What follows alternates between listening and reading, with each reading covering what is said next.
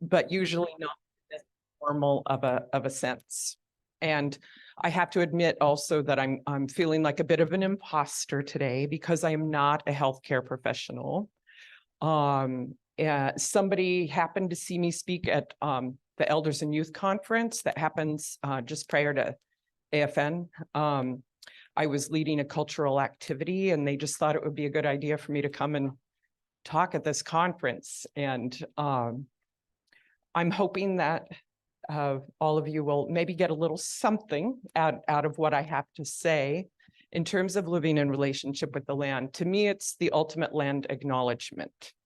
And for those of us who are indigenous to these lands, giving a land acknowledgement is an act of sovereignty that is a reminder to everybody of what our people have been through and what we've lost, but despite everything, we're still here. Also developing a relationship with the land, by no means do I think that that is a replacement for any of the treatments that are being discussed or the medicines that are being prescribed to people with diabetes. But in terms of like well-being and having a greater sense of self and placement in the universe, I think that hopefully what I have to say will maybe bring some perspective to your work and how you treat your patients, and maybe even how you talk to them about how they perceive their sense of well-being in this world. So yeah, Chamai, Guyana Tailuchi, and Yupik, that means hello, and thank you so much for being here. And I would like to provide a short land acknowledgement and acknowledge the fact that sorry, I'm like kind of, I can't move anywhere. This will work. Oh, thank you. Thanks, I appreciate that. And I'm gonna also, let me see. Since we've given up on the tech, can I just maybe have the podium? Or are you still recording? I am. Oh, okay. So I should probably be in front of here, just so you can record a little bit. Oh, okay. But today we are standing on the unceded lands of the Atna people, or the Dena people. And just to provide a little bit of background for you, I was born in Sitka, but my people are from Western Alaska. We're basically water nomads. My mom is from Bristol Bay, and her grandfather knew that his people came from the Aleutian Islands. They were probably running away from the Russians, ended up in Bristol Bay and stayed there because they knew that the salmon would provide for them. And my great grandmother, she came over from Kodiak. Her family went to Bristol Bay to kind of money up during the salmon season. And then they got stuck there because of the Katmai eruption. And then my great grandmother was orphaned because of the Spanish influenza. And then she was sent from Levelock to marry my great grandfather, Paul Chacon, in Naknek, Alaska. And I was raised in Anchorage, an urban native, but always have returned to Bristol Bay every summer. My family would migrate with the salmon. My father became a fisherman when he met my mom. He's from Unalakleet. And I'm related to all the Ivanovs, Browns, Tawarks, Ryans, and the Johnsons. And yeah, my father became a fisherman when he met my mother, and I've been living a salmon life all my life. I visited Bristol Bay for the first time, and my great grandmother Anna Chacon gave me my native name Taikupa, which means somebody who came from far away, because I had to come all the way from Sitka, where my dad was teaching at Edgecombe. in order to visit Bristol Bay for the first time. And I started fishing with my family when I was 10, and my kids now fish with me every summer. We fished the site that my great grandfather staked out when he stopped being part of the sailboat fishery, but was still happening in Bristol Bay when he started set netting. So yeah, I definitely live a salmon life. And I had a slide here, or I have a slide here that sort of depicts the corollary between the lungs of the earth and human lungs. So there are trees, and then the alveoli and capillaries of the lungs sort of side by side. And I would like you to just do quickly an exercise with me. Let's close our eyes. I still need to kind of center myself after the technical difficulties. So I would really appreciate it if you would just close your eyes. Take a deep breath in through your nose. And then before you release it, or as you release it very slowly so that it takes longer to breathe out than it took to breathe in. And open your eyes. It's just a very simple exercise that I heard on the radio when COVID happened and everybody was so stressed out. And I find that it's very centering for me. It's supposed to calm your autonomic nervous system. If it takes longer to breathe out than it does to breathe in. And it's something that I've used to help when I'm feeling anxious. And yeah, I'm sure you all already knew that. And I wanted to really sort of illustrate the sense that, and which I've already referred to, as the sense of self in the context of the land. And I have a picture here of streams upon the land that kind of mimic the blood veins in our bodies. And then the next slide is salmon in the water, red salmon in the water, sort of depicting the red blood cells of the land. And so yet another corollary between our bodies and the land. And definitely I wanted to point out safety that's associated with spending time on the land. Oh, yes. Yeah. Yeah. I think that, you can tell me next. Yeah.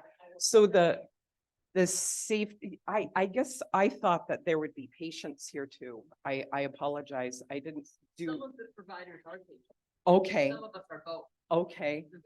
So, you know, in terms of relating to the land and being on it and maybe changing your habits or lifestyle or just the things that you do to kind of shift your thinking and shift your perspective and just how you see yourself in the world, and getting out on the land. I wanted to make sure that there were safety considerations, you know, in getting out, especially if you're going out in new places, you know, making sure that you have good shoes that if you're walking down a side slope to go get a mushroom that you see and stepping sideways, you want really good shoes that are gonna where you're not going to be slipping, have good layers, have bear awareness, moose awareness. We all know moose can be in some ways maybe more dangerous than bears. People have died in our town or in this town because of moose, underestimating how dangerous they can be. But at the same time, I think it's important not to be living in fear and take advantage of what Anchorage has to offer. It's kind of amazing what this place has in terms of trail connectivity and the ability to get out and find food or medicine, plant medicine, And, but it's always important to be aware of, the safety, concerns associated with being out on the land. So, I wanted to, when Anne asked me to come and talk and we were agreeing upon what would be covered, we talked about, you know, posing some challenges for patients or you know, people who are here at the conference. And the challenge was to guide your time on the land by looking for food, looking for, you know, and getting your food in the form of hunting, fishing, or gathering. And hunting, we recognized, is not always something that's really easy for people to get out and participate in. But, you know, if you're able to get down to the Turnagain Arm and dip net for hooligan, that's one way of adding fish to your diet, or dip netting in the Kenai. But when it comes to hunting, deer, moose, caribou, reindeer, migratory birds, you know, if you have patients that are coming in from rural areas, I just really always emphasize with people when I'm giving teachings around food, do your best to fully utilize whatever you take. It's the best way to honor an animal. And so many people leave bones in the field. And this is a cherished moose soup recipe that my moose bone soup recipe that my mom makes. And it's a wonderful way to bring family together, ladling out a bone with marrow in it, and you know, enjoying it. You know, sometimes you end up fighting over the bones that you want. My dad always liked the joints because of all the cartilage that's on them, and then having a piece of toast ready to spread the marrow is really quite a delicacy. And then gathering isn't always just berries and plants. Sometimes it's going after eggs. And I don't know, maybe some people could say that one of the ultimate land acknowledgements is making a birthday cake with seagull eggs or tern eggs. And then, so fishing, of course, is where my expertise really lies, because I've been participating in the Bristol Bay sockeye fishery for so long. But the wonderful thing about fishing and being on the water is the work. You know, it's hard work, but the work brings people together. And you know, you gather to do the work of bringing the fish in and then cutting it and preparing it for whatever foods you plan on making with it. And sorry, I'm trying to read backwards. And there's a lot of intergenerational teaching and mentoring and learning that takes place. And that's something that really, again, it feeds back to this wellness and tapping into the well of your people and where you came from, and the things that your people have done since time immemorial, and then passing on the knowledge so that these traditions can continue. And again, full utilization of fish. That's something that I have a real peeve with in the industry. I feel like there's so much that's wasted. And when on a small scale, people practice full utilization of fish, I believe you're practicing a value that hopefully will proliferate and you're setting an example for everybody that sits at the table with you. And it's actually really fun to kind of to sit around a pot of fish head soup or a whole fish that you've broken down and cooked and see what people like. You know, for some, the collar is the favorite. I love the collar. That's where the salmon is the most rich, or any fish for that matter. And the cheek and the head is my favorite. I don't particularly like the eye. The eye always tastes metallic to me. But I love the muscles behind the eye that look like little clam necks. You can just pull those off from behind the eye. And then you can scrape the backbone with a spoon before you cook the backbone, and then save that for, say, taco meat, or to make little salmon sliders or salmon burgers. And then boil down the backbone to make bone broth, really healthy bone broth, and just freeze it in jars until you're ready to pull it out and add richness to whatever it is you're cooking. It's amazing how it'll really amplify a sauce. And the belly, so many people, when they make their pretty fillets, they cut the belly off, and they don't understand like how good it is. They think because the meat is so thin that it's really not anything, but I beg to differ. And if you know how to separate the roe, oh my gosh, such richness.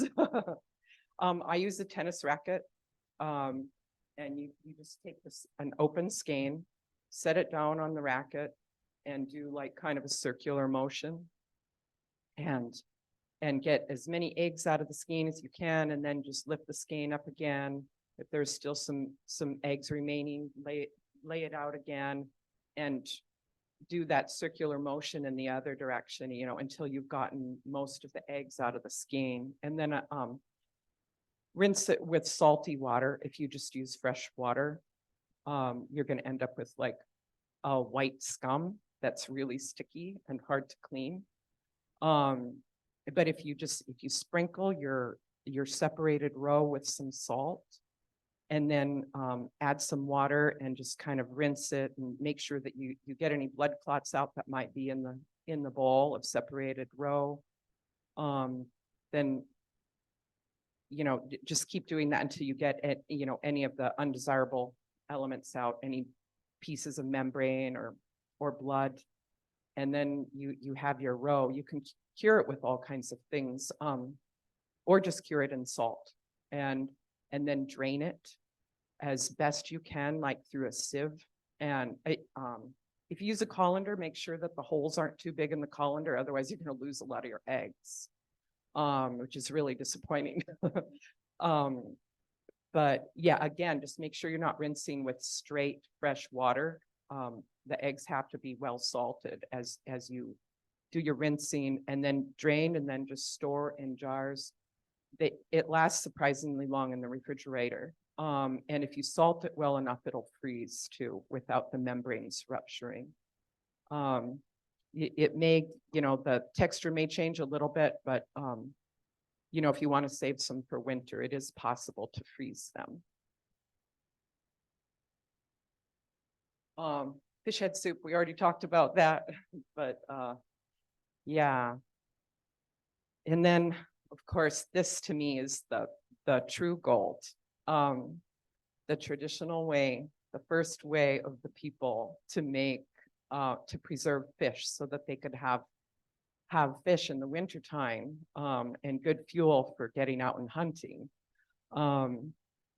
And yeah, I still don't know how to make this kind, because I'm always too busy fishing in the summer. But it's on my bucket list. I really want to learn how to dry and smoke fish. But yeah, it takes like 28 days. You need at least 4 weeks to be able to do it. But someday I'll be in that position to be able to commit the time. And then, you know, of course, going out and getting culturally significant foods such as hooligan. Hooligan used to be a form of currency for people. the the Grease Trail. You've probably heard of the Grease Trail. They were hooligan grease was a really good thing to have to trade for whatever it is that you wanted. I mentioned, the Turnagain Arm. It's possible to go and get hooligan, and a lot of people who are having difficulty getting hooligan around the Ketchikan now because of hooligan runs kind of moving into areas where people can't go fish. I've heard of people from Ketchikan coming up and getting hooligan here. I grew up eating smelt from the Naknek River, and they taste like cucumbers, and they don't have the oil content that the hooligan and Southeast have. I recently learned that hooligan are actually a smelt, a rainbow smelt. And for whatever reason, like there's a different variation or species. I guess it's the same with salmon. We have 5 species of Pacific salmon. I suppose it's that way with smelts too. But yeah, I grew up, like I mentioned, I grew up eating the ones that smell so strongly of cucumber. And I live in Juneau now. I was pretty blown away the first time I had hooligan. They're really rich and wonderful. I got to eat them in the form of fully dried fish, and you just the whole thing. You eat them head and all. They're amazing. And of course, to go out or to receive a gift of herring eggs on hemlock, if you've never experienced that, what richness. For those of you who may not know, hemlock boughs are cut and placed in the water in anticipation of the herring returning in the spring. And there's an amazing woman named Louise Brady, who's from Sitka, and she's been really concerned about the sacro fishery that exists. It's a commercial fishery in the Southeast, and how it's impacted returns of herring and herring abundance. And so she has slowly but surely built up a community of people who are herring protectors now. And every spring they help set boughs and then bring them in after the herring spawn on them. And then they have a kuik, they have a giveaway, and distribute. It's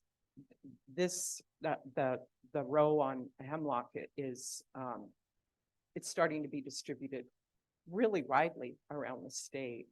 So it's a wonderful celebration of traditional food. And then, so now we're to plant gathering. These are, the native name for these is ayu. And you may know this plant as Labrador tea.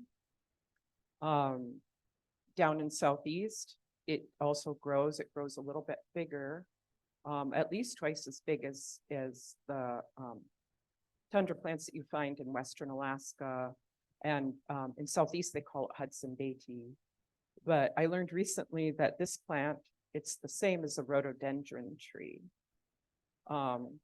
which is pretty fascinating. And it is an evergreen, so it stays green underneath the snow even. But in early summer, they produce these beautiful flowers. And the flowers are wonderful in tea, along with the leaves or needles, whichever you prefer to call them. And I always, when I harvest them, I make sure that I don't, they kind of grow in clusters, in clumps, like tundra mounds. And I make sure that I never pull from more than 2 branches. And I don't cut them. I used to, but then I realized I probably shouldn't be cutting the plant like that. And so I take my hand and I kind of zip from the bottom toward the top, and I end up with a pretty good handful of leaves. And so I collect them that way. And then I usually just boil some right away. I love the smell of it. I mean, it just laying on the tundra and it is amazing. And the smell stays with you for a long time. But boiling it in your house is a wonderful way to make your house smell really good and then enjoy the tea. You can save it in bottles for a while. Just add like maybe a drop of honey for a little bit of sweetener, just to take a little bit of the bitter edge off, but you don't need much sweetener. And just make sure you don't drink too much. It's quite a strong diuretic. But it's a really nice tea to enjoy. And if you plan on saving some for the winter, just make sure that you dry it really well, or just lay it out for a day or so before you put it in a jar, a sealed jar, so you don't have any extra moisture that would cause molding. And these, I really like this picture because it, they're like berries to be the little flower balloons that become the berries. And I was gonna make a joke about like, have you ever felt like a high bush cranberry in a bucket of blueberries? Like I have a friend who responded to that question with, yeah, every Sunday in church. Sorry, kind of a bad joke, but but I love seeing a full berry bucket.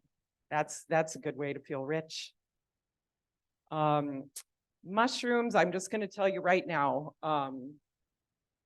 approach with caution. I have a very strong love affair with mushrooms, and hunting for mushrooms really guides my time on the land. And once I'm done with salmon season, I just every day that I can, I get out and look. And even if I don't find them, it's just wonderful to go to the places that I love and kind of build that relationship with the land and see it and just be all like, hi, it's so good to see you again, like you would with a good friend. And but these are, just so you know, these are king boletes, Boletus edulis, and they're really amazing. And there are way more mushrooms that have never been identified than there are that have. And most of them are not poisonous, but that doesn't mean that they're good to eat either. I know what I know what I'm looking for, and that's what I go for. And the others, I'm just kind of like, oh, look at you, cutie, looking all cute, like, and then I just keep walking and hope that I'm going to find the ones that I really want. And, but just if this is an area that you're interested in approaching, just make sure that you go out with somebody who really knows their stuff. And if you get to the point where you're increasing your confidence and wanting to go out on your own, study, find some books. There's an Alaska guide. The Forest Service has a little guide too. You can't take mushrooms for granted. They, like if you find the wrong ones, you could really hurt yourself or even die. So just, there's a lot of joy involved in them, but just approach with caution. And feasting, of course, I feel like I've already referenced that in many ways, but it's, it's where you can always, you really get to enjoy the harvest and what the land offers us as people upon the land. And yeah, and it points back to the value of sharing, sharing with people who can't go out and get these fruits of the land themselves any longer, or people who are in need. But also it's just, I think ultimately it points to celebrating the fact that we are all still here. Yeah, so I'm sure everybody here knows what this is, but this is probably my favorite berry, hucklepick. also known as salmonberry. Now that I live in Southeast, if I want to talk about them, I have to tell people they're cloudberries because Southeast has their own version of salmonberries that taste like water. Sorry, I just get I get a little stuck up about tundra berries versus high bush berries.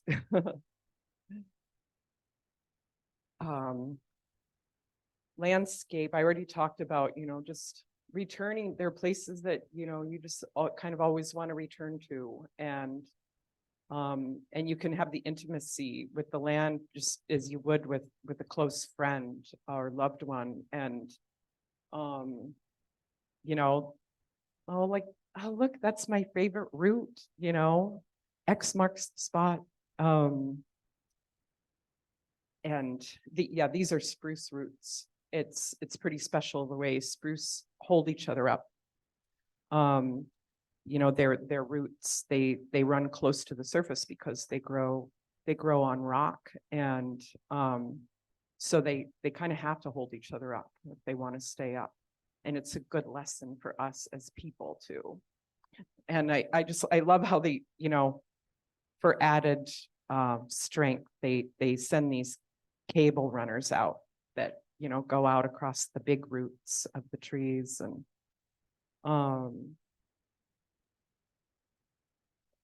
And then, seasons, I guess it's, sort of implicit in all of this, the different riches of the land come at different times. And just because it's winter doesn't mean you can't get out there too. On the trail systems, on skis, or, if you're going to go off trail and you don't feel confident on skis, snowshoes are a great way to explore, and you don't have as much of the bushwhacking to deal with, in the winter. That's one nice thing about winter is all the greenery falls away and it's easier to kind of punch through things and explore. So I referenced plants. I guess I could have gotten into plants a little bit more, but I wanted to put some resources on here. I'm sorry that you can't see them better right now, but I think all of you will have access to the presentations, and I've listed here different, like ANTHC Consulting. I don't know if you've ever heard of that, but Naomi Davidson, she's based out of Ketchikan, and it's her business, but she's brought in a lot of other plant teachers to do, they created a responsible harvesting guidelines document.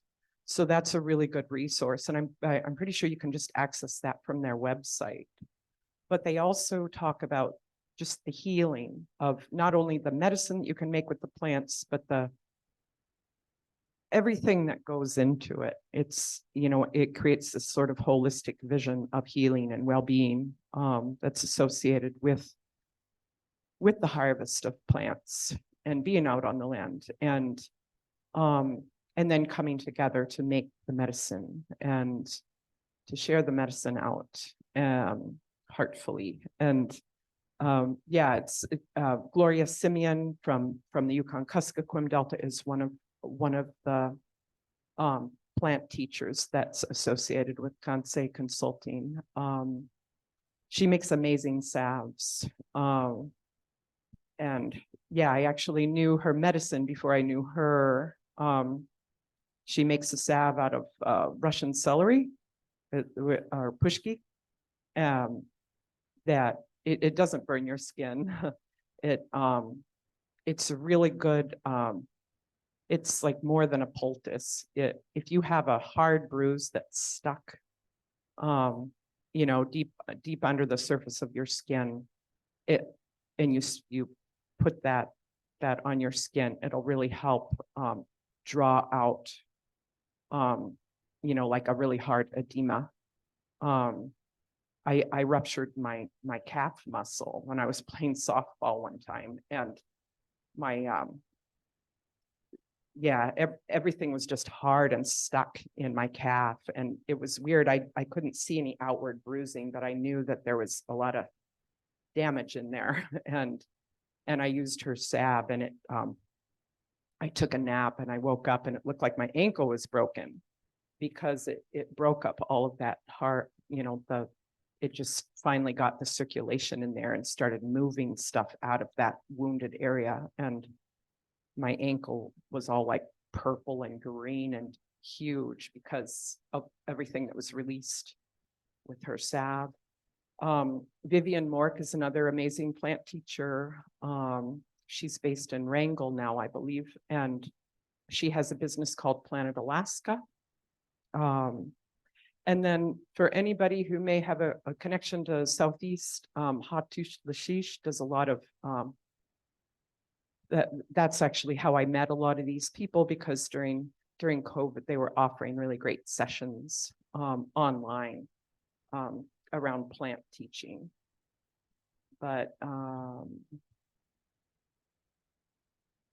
yeah, Goyanak for listening. I'm sorry about the technical difficulties. It kind of threw me, and hopefully some of what I said made sense in terms of the whole thesis of the presentation.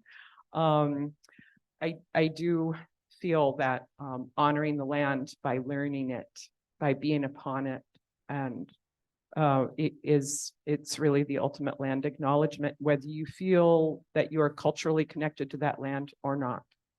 And it's a good practice when you visit a new place to learn of that land, who the first people were, and get out on it. Thank you. Does anyone have any questions, comments, anything they want to share?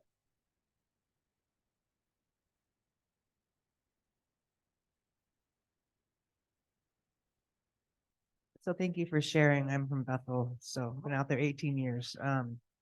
And very much when those of us in here deal with patients who have diabetes and their mental health, I've noticed a significant difference when I encourage people get back out on the land, get back to, instead of sitting home, go out and go for a walk, go to the edge of the tundra. Because a lot of times with diabetes, we also have to discuss the stress coping mechanisms, and it's really great to encourage people. When I ask them, they say they don't have anyone to talk to or whatever. And I say, an elder told me once, just go out to the land of the tundra and just talk to the tundra. So thank you for sharing. Thank you. That's wonderful.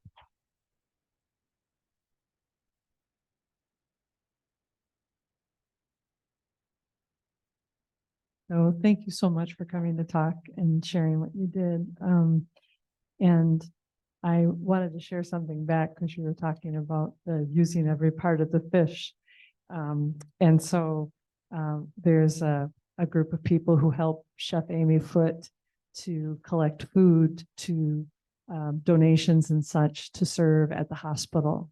And so there was an email or a text message that we got that the person was so excited because they were picking up 300 pounds of fish heads. That would have just been discarded, So the only reason why I bring that up is because it has been lots of people working in public health and working with Alaska Native people to advocate for making that available to elders in nursing homes or at the hospitals and such. And I think it's a place where we should all feel comfortable to support that, because that's healing and that is medicine. So thank you. I wholeheartedly agree with you. Yeah, and I failed to mention that the head has the most oil in all of the fish. It's kind of amazing how much richness that cartilage in the head holds. Yeah.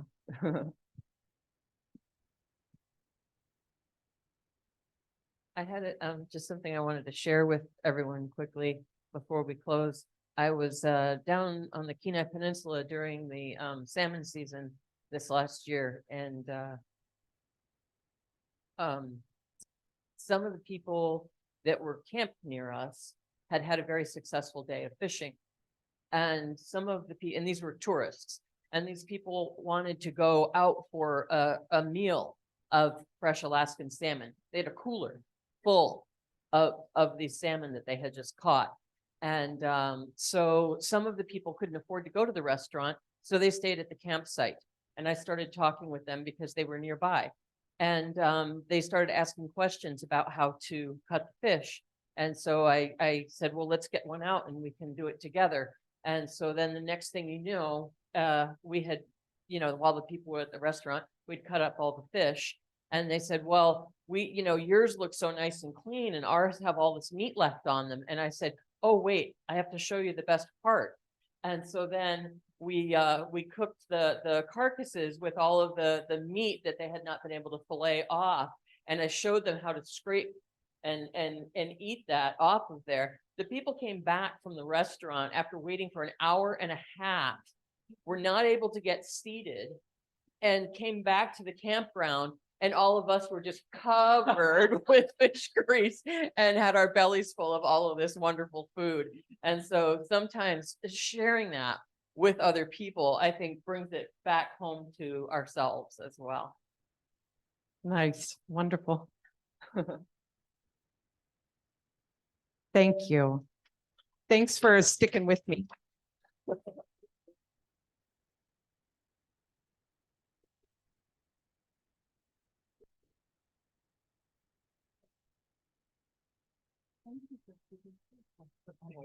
I'm sorry that my technology is to be